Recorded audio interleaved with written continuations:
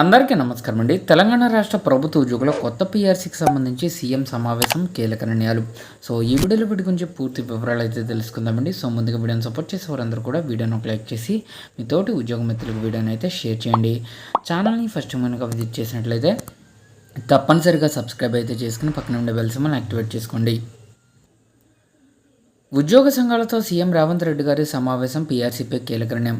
తెలంగాణ రాష్ట్రంలో ప్రభుత్వ ఉద్యోగులు ఎప్పటి నుంచో ఎదురు చూస్తూ వస్తున్న కొత్త పీఆర్సీ రెండో పీఆర్సీకి సంబంధించి కీలక ముందడుగైతే పడినట్లుగా తెలుస్తుంది. ముఖ్యమంత్రి రేవంత్ రెడ్డి గారు ఉద్యోగ సంఘాల ప్రతినిధులతో సమావేశమై వారి సమస్యలు డిమాండ్లపై సుదీర్ఘంగా చర్చించారు. ఉద్యోగ సంఘాలు చేసి ఎంప్లాయీస్ జాయింట్ స్టాఫ్ కౌన్సిల్ నేతలతో జరిగిన ఈ సమావేశంలో పలు కీలక అంశాలు ప్రస్తావనకు వచ్చాయి. ఈ సందర్భంగా ఉద్యోగ సంఘాల నేతలు తమ సమస్యలపై పరిష్కారానికి ప్రభుత్వం తీసుకుంటున్న చర్యలపై సీఎం రేవంత్ రెడ్డి గారికి ధన్యవాదాలు తెలిపారు. ముఖ్యంగా వైద్య విధాన పరిషత్తులో పనిచేస్తున్న 13,100 మంది సిబ్బందిని ప్రభుత్వ ఉద్యోగులుగా గుర్తించడం చారిత్రాత్మక నిర్ణయమని కొనియాడారు.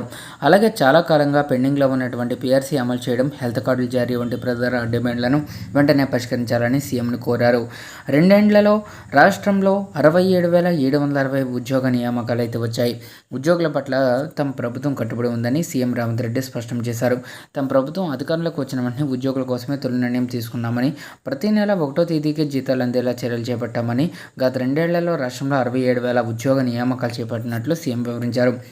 అలాగే రిటైర్డ్ ఉద్యోగుల సమస్యలపై కూడా ప్రభుత్వం ప్రత్యేక దృష్టి అయితే పెట్టిందని సీఎం పేర్కొన్నారు.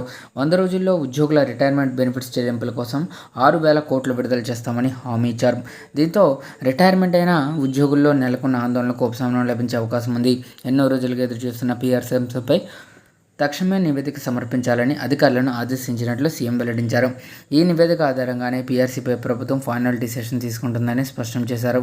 దీంతో ఉద్యోగుల్లో కొత్త ఆశలు అయితే చిగురించాయి. ముఖ్యంగా పీఆర్సీ, హెల్త్ కార్డులు, రిటైర్మెంట్ బెనిఫిట్స్ వంటి అంశాలపై స్పష్టమైన హామీలు రావడంతో ఉద్యోగ సంఘాల నేతలు సంతృప్తి వ్యక్తం చేశారు.